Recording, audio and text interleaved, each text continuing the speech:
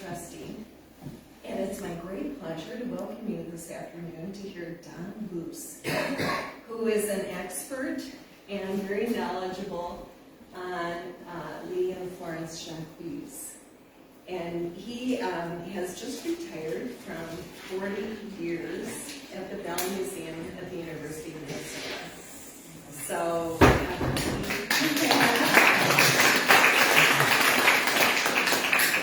Don and I also share the love of art, and I know Don through my old colleague, his wife, Ann Luce, and we taught together at a Montessori school many years ago. So that's our connection, our web, and it's my pleasure to introduce Don Luce. Thanks, Mary. Thanks for coming. I'm glad to see people who might be interested in Lee and Florence Jaques. If you want to sound fancy, you can say Jaques, but they pronounce the name Jaques. I'm speaking here on the Gunflint Trail, so I thought I would kind of work this program to their experience here on the Gunflint Trail. And they have quite a bit of experience. So maybe I ask first, I mean, how many people here have heard of Jaques or Jaques before? Okay, so quite a few of you, okay. So I'm not, don't worry if you haven't, because I'll introduce you to who they are. But, so I'm dealing with a somewhat knowledgeable audience, which is great. So I'm going to start this off by just talking about this, one of the key experiences on the Gunflint Trail. So 1943 and 1944, the fall and winter of 1943 and 1944, this couple, an artist and an author from New York City, came to northern Minnesota to explore and write about the landscape, the wildlife, and the people of the border country of Minnesota. And they were here on a fellowship from the University of Minnesota Press. Okay. And so in the fall, they canoed the area around Gunflint Lake, not Gunflint, but Basswood Lake, north of Ely. They actually stayed in the lumber camp that was still cutting pine trees off of that area. And explored that area during the fall. And about in November, they switched sides, came over to the Gunflint Trail. They actually stopped a little bit on the North Shore. And the way they operated is that Lee Jaques, was the artist, and he did sketches. And so he was probably took some photographs as well. But on the left side is just a sample of his sketch, a page from his sketch pad. Okay, some trees. This I think is Basswood Lake, so he's got the date there, September 25th, 1943, Basswood Lake, and it's Chik-Wauk Island, which is kind of there's now I think a research station. Chik-Wauk was one of the people who owned a lot of property over on that side. Now, those sketches would then be developed into these black and white heavy drawings, which is scratchboard technique, which would illustrate the books. And so when they moved over to the Gunflint, they stayed at Gunflint Lodge. Okay, and the Gunflint Lodge was one of the certainly early lodges on the Gunflint Trail. It was fairly recently purchased, I think, by Justin Kerfoot. So he was a woman who was taking over a wilderness lodge back in the woods, and somewhat unusually, she married Bill Kerfoot, who was local, and they were operating this lodge, and also had two young children, Bruce, who was about 5 years old, and Bruce is still alive today, and his younger sister, who I'm blanking on her name, but so they were given a cabin there, and I think cabin 3 at Gunflint Lodge still has a piece of this original cabin that the Jaques stayed in that winter, and it was heated by this a barrel stove. One room of it was heated with this barrel stove. So they lived in one room on that cabin and ate their meals with Bill and Justine Kerfoot and their children in their house, pretty much of the women. And so, what did they do? Well, they explored the wildlife of that area. They made sketches of the wildlife. And again, these are kind of, many of these we have at the museum, these original pencil sketches that you based on. Don, Yeah. what's the Oh, media for, yes, that would be good. And then Sorry. what's the media for these pieces? If I These can- are, Perfect. ooh, can you hear me now? Good. Yeah. Sorry. They are scratchboard. And so they're black and white, they're pen and ink on a whiteboard that you can then go through the sharp tool and scratch through the black ink to create a white line. So it's a method that was actually developed from a commercial art, a commercial illustration tool. It actually simulated 19th century wood cut, wood engraving type technique. And Jaques moved it from what would have been a commercial illustration to a fine art. And that's one of his achievements. And so many of the people after Jaques picked this up. And in fact, I was trained in scratchboard illustration as a scientific illustrator. So before I even knew who Jaques was. So. And the other thing, of course, once the snow built up, once the lakes froze up, they were, of course, exploring by snowshoe and dog sled. Florence writes quite a bit about her experience with Justine and the unusual nature of the fact that here was this woman who was taking control of repairing everything on the lodge and fixing the trucks and the generators and dealing with these unruly dog sled dogs. So, but she did manage to get them under control. And they did take some dog sled explorations, as well as like snowshoeing to some remote cabins. Bill actually ran a trap line in the winter, so he was off on trap line. But their son, Bruce, he had his own little trap line near the lodge, and Florence spent a lot of time with Bruce running his trap line, seeing whether they catch ermine and snowshoe hares. So these are a couple of the drawings that Lee Jaques produced for the book. So who were these people coming from New York to explore northern Minnesota, right? What gives them a right to butt into our place here? So this is a picture of Lee Jaques down here. He was an artist at the American Museum of Natural History in New York City. He'd been hired in the 1920s, and he was, by the 1940s, he was probably the leading the diorama painter in the world. And one of the things he was incredibly good at, he's painting that mural that would be the background for a diorama. In this case, a diorama that featured the rainforest of the Congo. And so the American Museum of Natural History, their objective was to visitors come into that museum and be able to have this experience, this illusionistic experience of looking at the wildlife and habitats of the whole range of the world. Okay, that you could look at all continents and all this amazing diversity of life. And so Jaques was a part of that. He was also probably one of the best-known bird and wildlife artists and book illustrators. So he was the artist end of that team. And Florence was an author. They met. She was studying writing at Columbia University, and they met there. Both of them actually were born in Illinois. Florence was well educated, but she would, I guess, be described, she didn't have a lot of practical experience in work, okay? But came at this, marrying this person who was involved in this art and nature came to this with a very fresh experience and a fresh perspective. They were married in 1927, and they took their honeymoon in the Boundary Waters.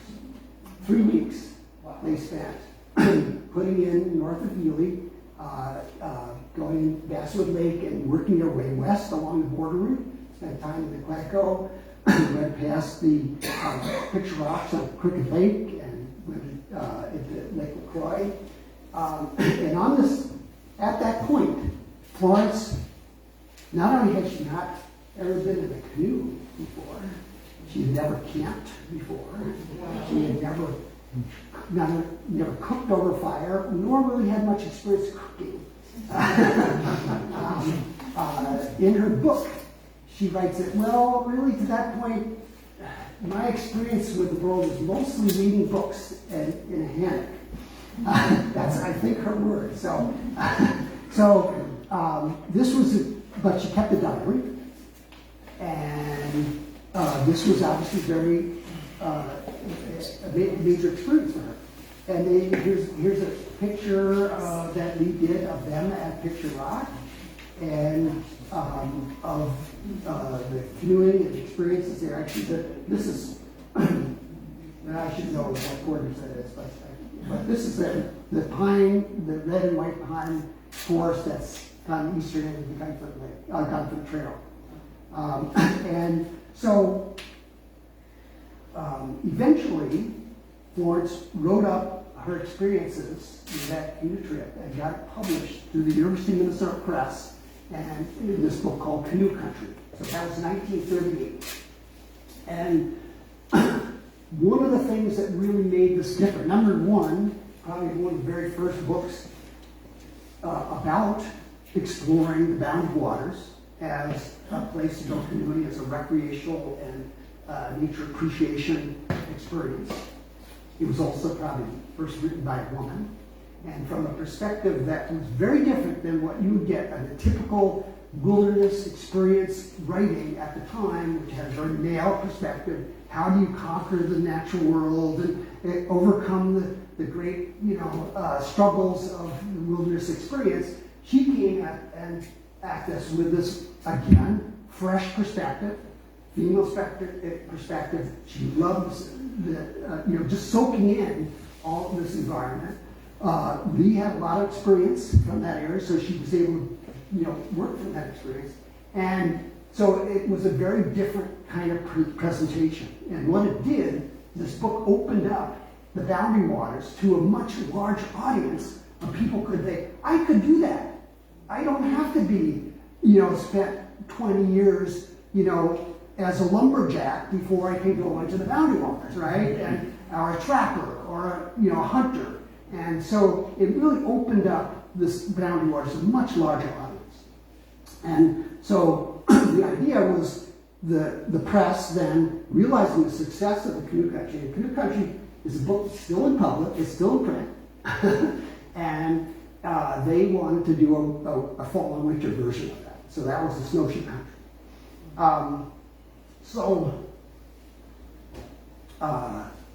So they went on, Lee and Florence went on to actually write 6 or 7, maybe 8 books together about their travels around the country, exploring different natural areas, mostly in North America, Canada, US, West Coast, etc. Lee Jaques, all total illustrated, I think 40-some books, mostly natural history books, conservation book writing, most of them about the appreciation of wilderness or birds or other aspects of nature. So a lot of it, he was did a lot of bird illustration. He also illustrated a lot of illustrations for outdoor life. So game animals of North America, did all the game animals. So how did he get to do that? So I'm going to talk a little bit about where Lee Jaques came in and why he knew about the Boundary Waters, okay, in 1927. So again, he was born in Illinois, and his family moved to Kansas. And this is a painting he did late in his life reflecting back about his childhood, growing up on the Kansas farm, okay? And sitting there, taking a break from plowing and looking up at the clouds. And so it's called The Cloud. And his father tried to make it as a Kansas farmer, failed at that after a number of years, packed up his family in a covered wagon, and with Lee Jaques and his father walking, headed north to Minnesota. And his father was actually an avid waterfowl hunter and a writer of sporting articles that were published in Field and Stream. So he was well educated as well, but wanted to live close to nature. They got in 1903. They got as far as Aiken, Minnesota, and the roads further north were flooded. So they bought some property on the Mississippi River, and Oxbow, the Mississippi River outside of Aiken, which had a log cabin, which they added on to and sort of repaired, and lived kind of really backwoods existence there. But did a lot of hunting, and Lee loved drawing. He drew from a very young age, and so he really became just this incredible fascination with wildlife, particularly waterfowl. And so these are some of the, this is a pastel on the right, and kind of a watercolor on the left that he did as maybe a teenager in Aiken, Minnesota. And so these are some ducks that they shot, and the pair of wood ducks and hooded mergansers on the other side. And even from this early age, he was fascinated with the birds themselves, but also the birds in their environment, which is very different from most other bird artists of that time period. They're very interested in the birds, they're very interested in the detail of the birds, getting all the feathers correct, but this idea of being able to put them into their environment and also show them in life as they were flying and moving in that environment was something that was not very well done at that time. So this is, of course, there was no bird photography at that time. There was this ability to capture birds, fast enough to catch them in flight. That technology hadn't been developed yet. So the only way you can really do that is to experience yourself enough and work with it to try to really work that out and try to understand how the birds really look when they're flying. So you didn't have that photographic reference. So you might say, right away, he became this famous artist, right? Well, he actually finished his formal education in Aiken, graduating from high school in Aiken. That was the end of his formal education. So, despite the fact that he was doing all this artwork, in fact, despite the fact that he had some of his drawings published with his father's articles, he didn't really think of that as a career. And so, what did he do? Well, from 1907 to 1924, he worked as a lumberjack, as a taxidermist. He actually had a taxidermy shop in Aiken, Minnesota during the winter. So he would be putting up all the deer heads that people had shot in the fall as a part of his business. He then, in the summer, worked on the railroads that hauled iron ore from the iron mines in northern Minnesota. So this is, I think, the Ruth Masabi and Iron Range Railroad and some of those, as a fireman, shoveling coal. Okay? He decided that maybe that wasn't really the best career for him long term, so he became an electrician. So he did get a electrician training. Not long after that, he was drafted into the First World War. After the First World War, he came back and worked in the Luce shipyards. And then he became kind of a canoe guy for a little bit. He explored the canoe country. And finally, he became a commercial illustrator in Duluth. And in Duluth, he did find another artist friend who taught him how to use oil paints. And so, but throughout all of those experiences, he was drawing all the time. And we actually had collections of his drawings dating back to when he was like maybe, I think, 8 or 9 year olds that we have in the museum. And an amazing ability to draw. So one of the things that, luckily, by the time he was in an artillery unit, and so they went to San Francisco for training, and they were actually training in Golden Gate Park, putting in artillery emplacements there in case the Germans sent U-boats into the Pacific, and I think or other ships. While there, he visited a famous art show at this art museum there. He went to the California Academy of Natural Sciences, and the museum there had just started and just installed this new type of exhibit called the diorama, and which actually put wildlife into their natural habitats. And he was fascinated with that. He was then shipped to New York, had a layover in New York, went to several art museums there, went to France. They were and waited there for their artillery to come in, which never came before the war ended. So luckily he didn't end up in the trenches. And but we have drawings from his time in France of the villages. And so when he came back, particularly when he came back, he bought a canoe, old town, 18-foot old town canoe, and started exploring the boundary waters. His first experience with the boundary waters was as a railroad fireman, doing the runs to the mines in Ely, Minnesota. And he was going through this country. He said, "This is amazing country. This is different than anywhere else. This is really special." And he wanted to explore that. Bought this canoe. He became a commercial illustrator in New York. He actually apparently helped work out some of the first canoe maps of the boundary waters, so which were fairly minimal at that time. And but again, what he was really interested in was painting birds, and that memory of that experience, that exhibit in San Francisco. This is what he wanted to do.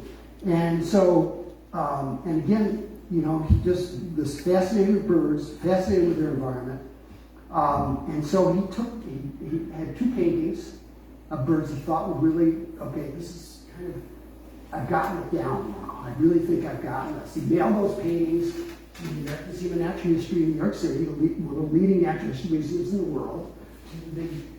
Frank Chapman, who was their curator of birds. Frank Chapman was famous because, and we probably knew about it, because he was a big popularizer of ornithology, study of birds, and of conservation, the conservation of birds. And so he started the precursor of Audubon magazine, for example, and to try to really, one of the pioneers in wildlife conservation.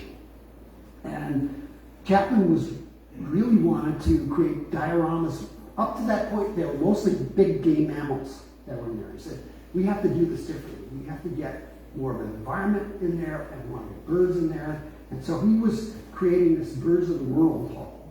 And he said, oh, he looked at these paintings and he said, here's an artist that could do this. And so in 1924,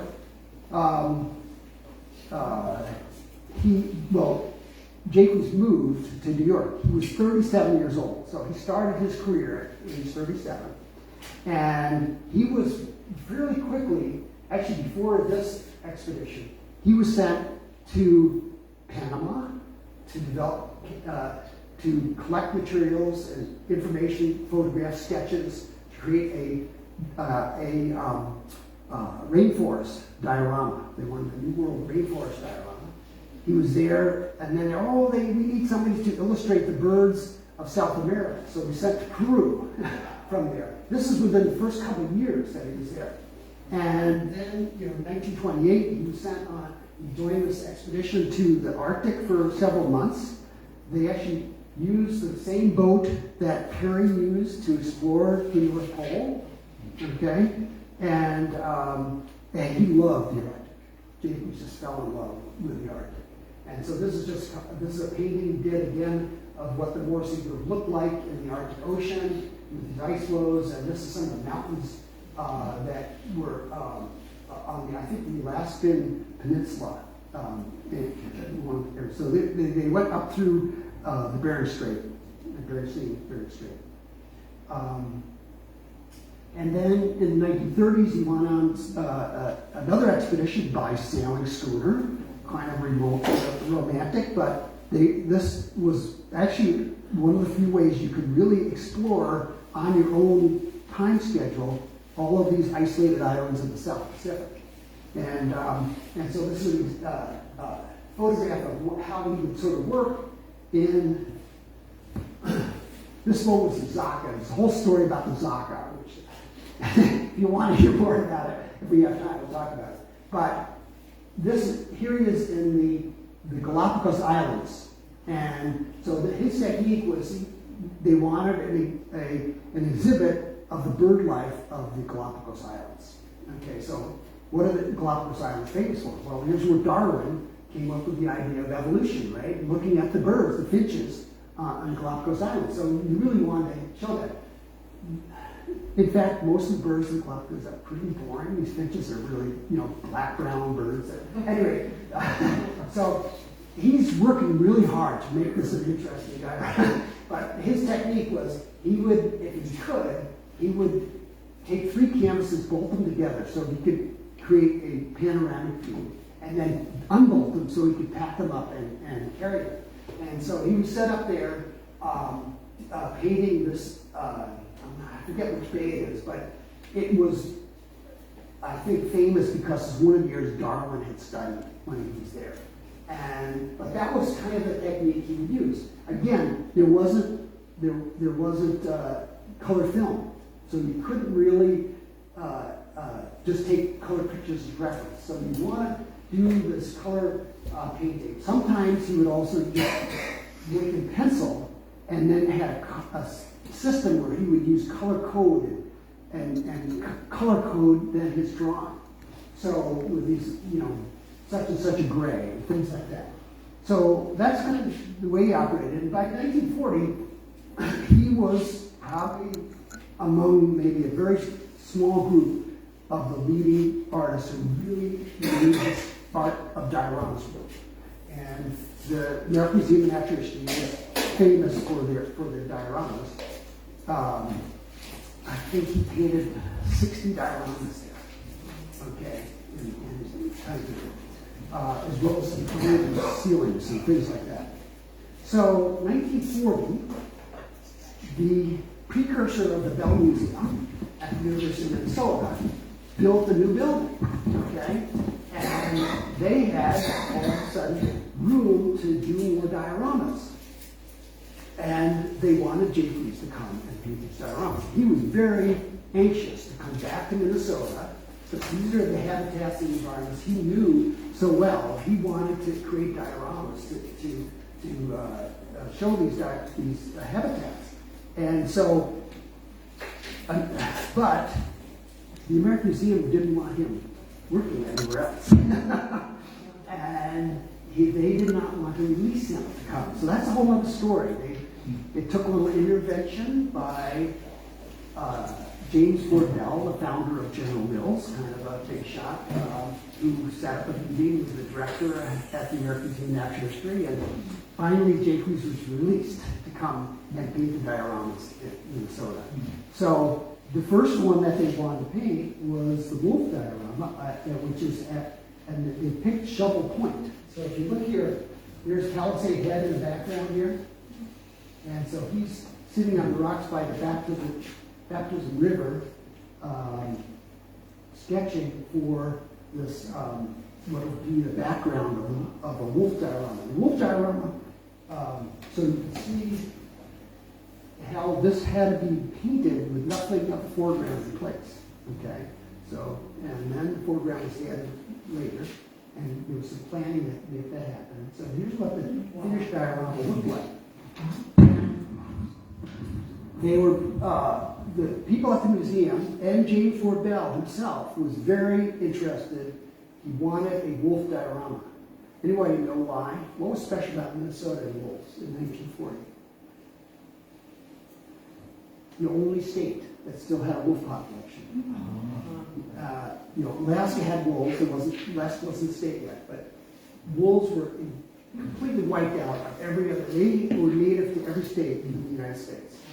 and they wiped out every other state except Minnesota. And Minnesota was the only state that had a native and viable wolf population, despite the fact that there were still bounties on wolves in Minnesota. The bounty was in place until sometime in the 1960s, I think, for wolves.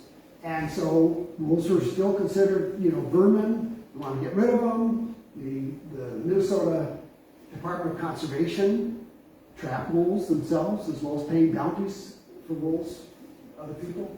And so they want to try to change people's attitudes towards wolves, and that they were actually predators are a really important part of the ecosystem.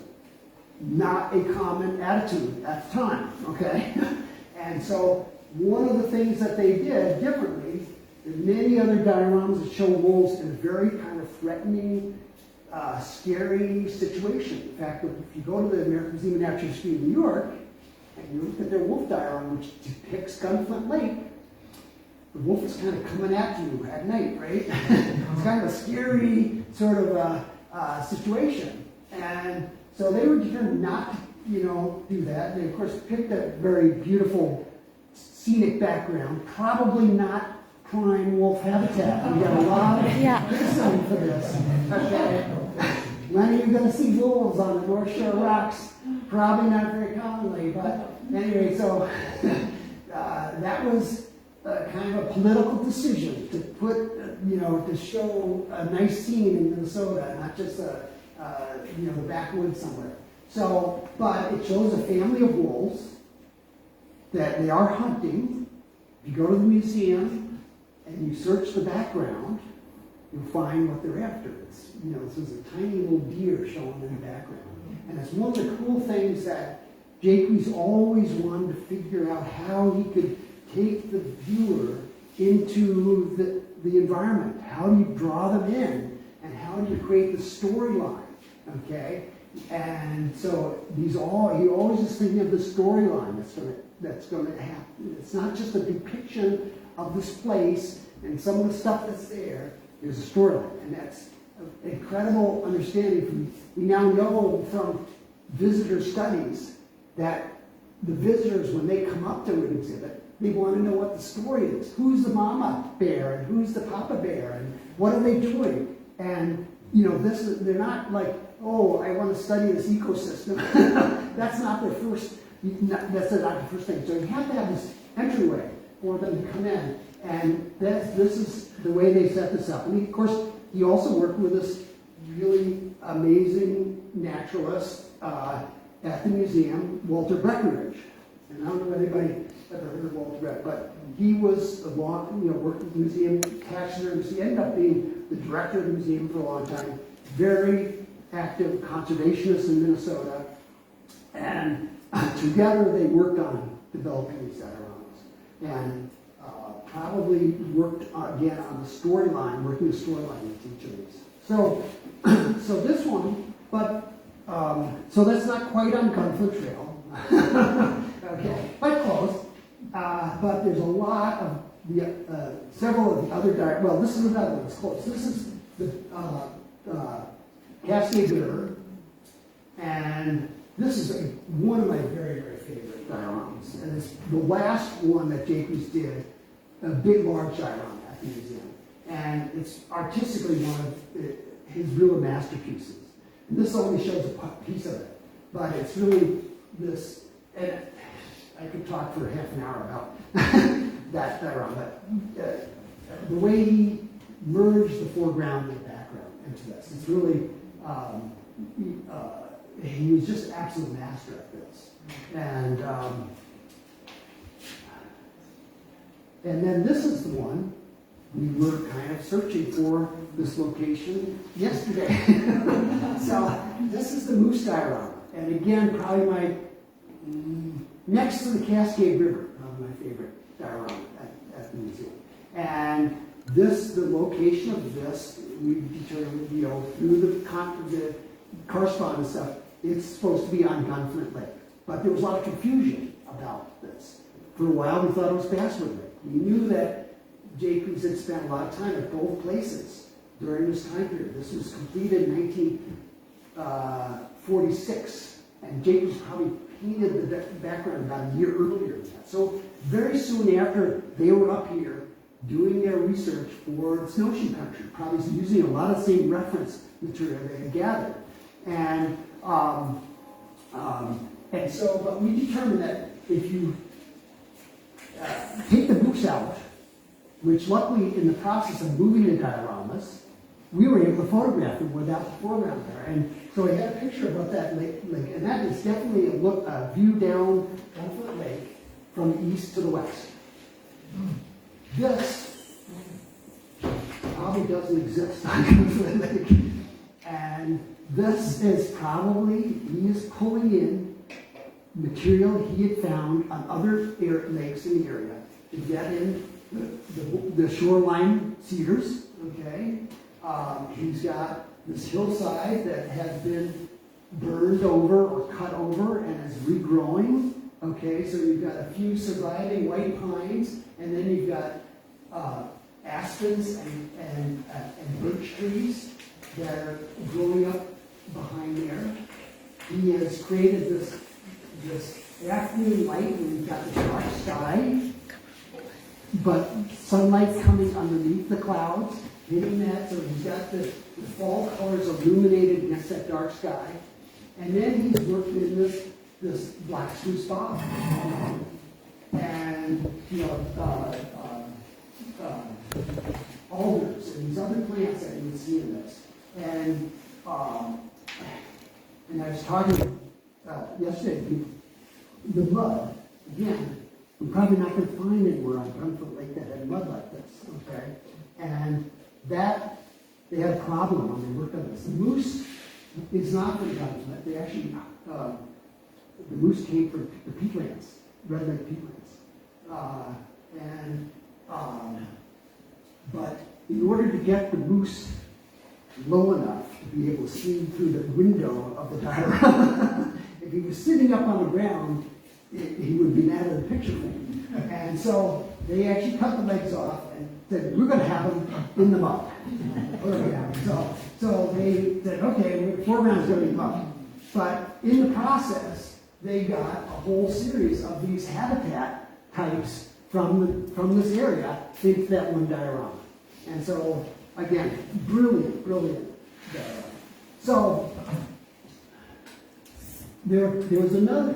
Jaques did a lot of paintings from based upon his experience up here. And this is, he calls this Caribou on Ice, which is kind of maybe a goofy title, but he was trying to depict a time period when caribou were the principal deer species of this Northwood. So before European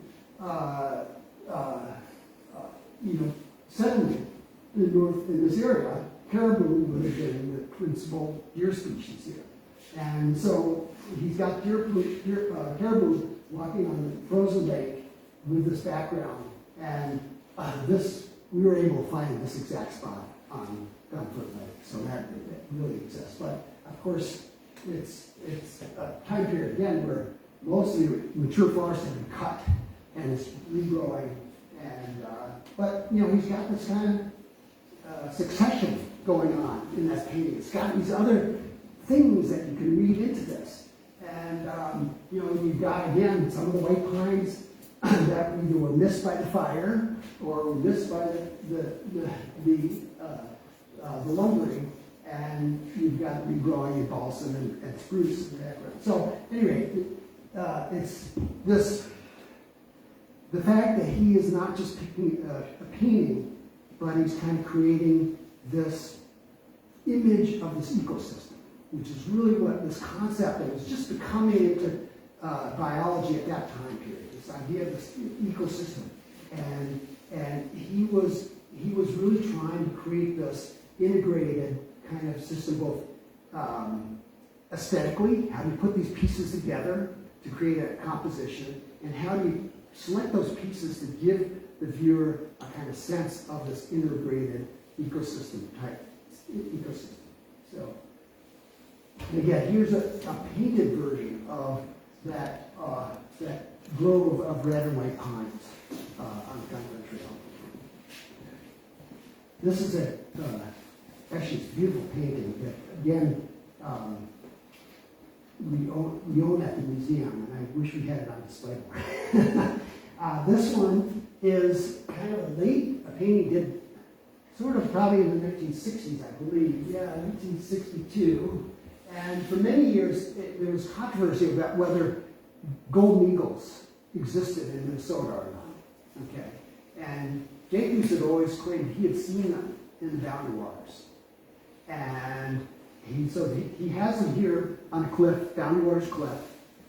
And many of the sightings of golden eagles in Minnesota, people say, well, maybe it's a stray golden eagle coming in from the west, but probably what you're seeing is immature bald eagle, because they're very similar, okay? And he said, no, I think it was really golden eagles. Anyway, we now know that actually there is a population of golden eagles that winter in Minnesota. They're not strays from somewhere else. And it's a population that breeds high in the Arctic that they never knew existed before. And so they migrate south. This is where they winter in Minnesota. So it's kind of cool that he did this long before this was actually confirmed. And then this is one of his most famous paintings, this Wolfpack, painted again based upon his experiences at the Gunflint Lodge on Gunflint Lake. Although I think the cedar trees in the background are actually based on sketches from Basswood Lake, I'm sorry. But he did track wolves on Gunflint Lake. They did find some wolf tracks that they followed when they were up. And he did a lot of sketches of the huskies, Justine's huskies, sled dog huskies. So these wolves will look probably a little bit too much like huskies, but so you can criticize them for that. But it's a classic example of a painting of wolves that's, again, not showing them as vicious predators that are threatening you, and etc. So I think it's a really a very, very important piece. And again, I think painted in the 1940s. Now, the other thing, I just want to end up here talking a little bit about Sigurd Olsen.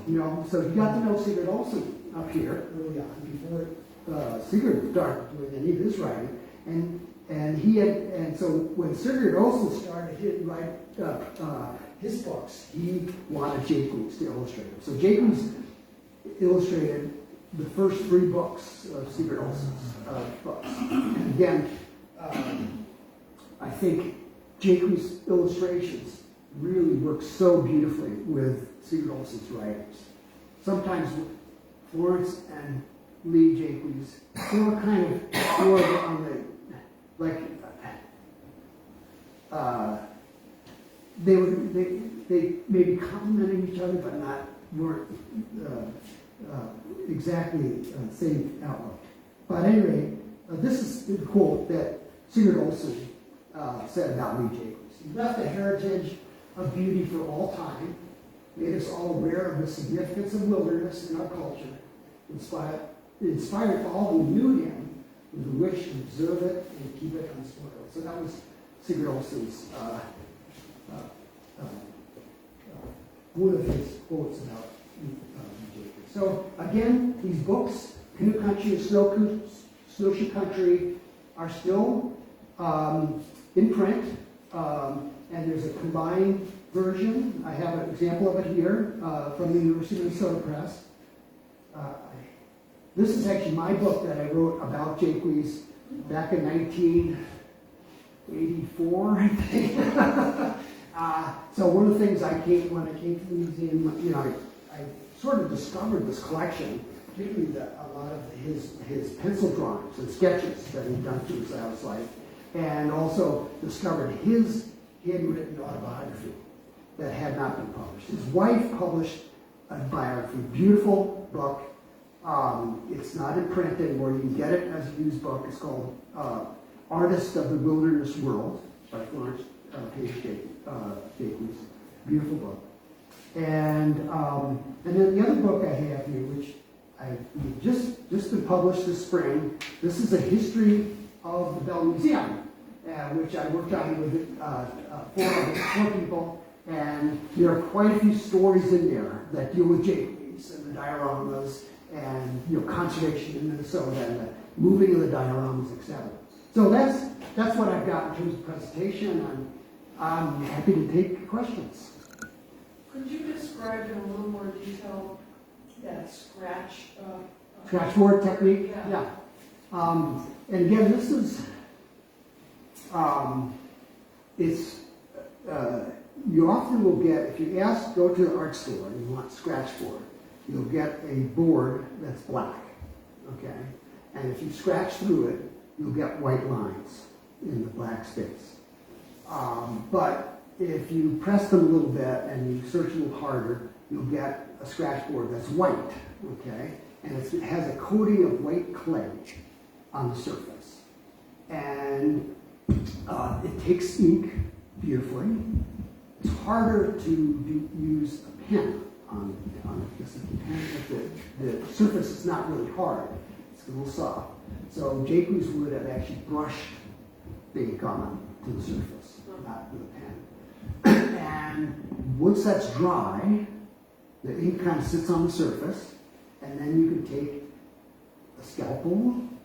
That's what I was trying to use in the medical illustration program. You use a scalpel, and or you can use a penknife, which Jaques used, and or you can use a tool, and depending on you make very, very fine lines by scratching through the ink, and you reveal that white clay underneath, and so it's the harder you scratch in, you make a thicker line. There's some depth to that clay, and it's a beautiful technique where you can then create black on white, okay, by painting on ink, and then you can go white on black, and it gives an effect very similar to a woodcut or a wood engraving, and the way Jaques used it. He was not interested in trying to get every fussy detail of the plants or animals that he dealt with. He really was trying to get the sense of the environment and how things were integrated with each other, and creating a dynamic image. And so it really is a great way to do that. And what other mediums did he use? Did he use watercolor? He did use watercolor. He mostly for bird illustrations. That was a classic technique of doing bird illustrations with watercolor. And he was, but he was not particularly well known. He did some beautiful watercolors, but he preferred oil paints primarily. And so the dioramas are... It's all oils. Yeah. If he worked alone in the dioramas he painted, or did he have a team of people? He would have been in charge of painting the background, and he would then work with others to create the foreground and design how this whole thing would work. And so, for example, working with Breckenridge for the wolf diorama came up with 3 designs of different places where that would go, and they picked Shovel Point. And so Breckenridge had the basic kind of design done, but then they worked on a model. They actually created a scale model of that together to really work out how the foreground and the background was going to integrate with each other. So, but in terms of painting, no, it wouldn't be like, oh, so-and-so is going to paint in the boring areas, and then I'm going to come in and paint the rest. He painted, but he would paint the whole thing, and he was actually known to be really fast. He would do his dioramas in like half the time that other artists would take. What does that mean? He would do it in a month. Yeah. Many of the ones that at the museum, but of course he was then at the point of his career, he'd done it so long, he knew what to do, he was just able to go and do it. And so he would come for a couple months, like maybe 2 or 3 months, and do 2 dioramas. So, which was, really, when you think these are 20 to 22 feet long, curved backgrounds, and 12 feet high. So, a lot of paint. There's a lot of paint on that. He did not use projectors or anything else. He would have sketches. He sometimes used grit to enlarge his sketches. But big skies, he would, doing that beautiful, and he had a particular technique, because one of the things he learned very quickly is if you had brush strokes showing, it didn't work, because it looked like a painting, okay? People say, and so he would go over all these, particularly the sky, and paint it, and he'd go over with a stipple brush to create a perfectly smooth matte surface. So, Do they still use his dioramas at New York? oh yeah. Unfortunately, I'm not sure what the current status is, but he painted one whole hall, the Birds of the Pacific Hall, where they showed all of these different environments all around the Pacific. And he did all of the dioramas in that one hall. And that hall, for a while, they had a butterfly habitat inside the hall, which was only supposed to be temporary, and then it ended up in there. So you can't see some of those.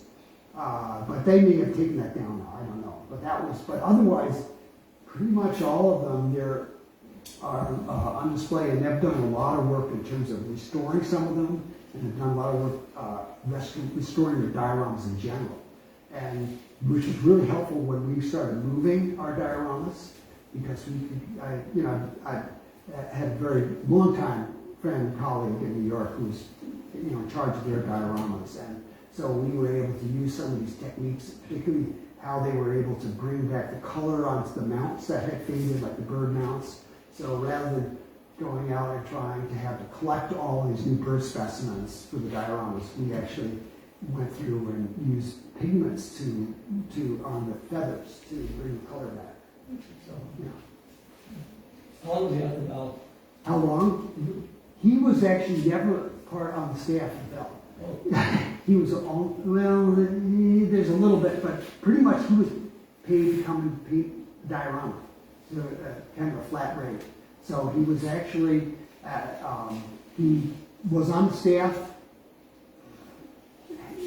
when he first was hired and had to get the release. He actually then retired in a year or two after that, so he would have more freedom he still painted them dioramas in New York, basically on a contract basis, and then would paint dioramas for Bell, and then he'd do a few other museums. So the University of Nebraska Museum has a whole series of his dioramas, and that's probably there are a few other places, but Bell and New York are the primary places where he's had his dioramas. In this book, do you have the story of moving the Yes. dioramas to the new museum? Yeah, there's a chapter on that. So, yeah. You mentioned how photography didn't really exist when he began, or he didn't use it in his artwork as much. Like, was there an age of dioramas, after it ended at a certain time, and after that, museums no longer did it?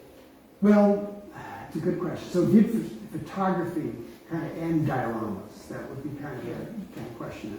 And again, yeah, there was photography long before dioramas. The question was whether you could capture birds in flight with the cameras and the film that would be fast enough to do that. And that didn't really happen until about the 1930s and 40s. Okay, and then of course color film. Again about the same time it started getting color film, maybe 40s and 50s, that you could get really good color. So, so before that, that's where you had this, painting. But still today, if you wanted to go and build a diorama in a museum, you would want the background painting. They've never successfully really done a photographic background for a diorama. It just doesn't work. You have to have the artist be able to manipulate that image to be able to create the illusion of space, and that has to, that you cannot do that with a camera. So, there are other issues with dioramas. In other words, dioramas have come in and out of fashion. And there for a long period, in my period at the Bell Museum, people thought we ought to get rid of all those dioramas. You know, that was passe, those are old fashioned way to do it, and you know, what are people doing? Are they learning anything by looking at these dioramas? And so there's a lot of controversy about that. And that was, in terms of building the new museum, I had to convince a lot of people to spend the money and the resources to move these dioramas. And I had to show them that we could actually use them. And if you go to a new museum, it's different than the old museum. It's different, you know, and can we really, by changing how we present them, make them relevant to audiences today? And I hope we did that. Yeah, I think you did. So, any other questions? Well, thank you very much. I appreciate that.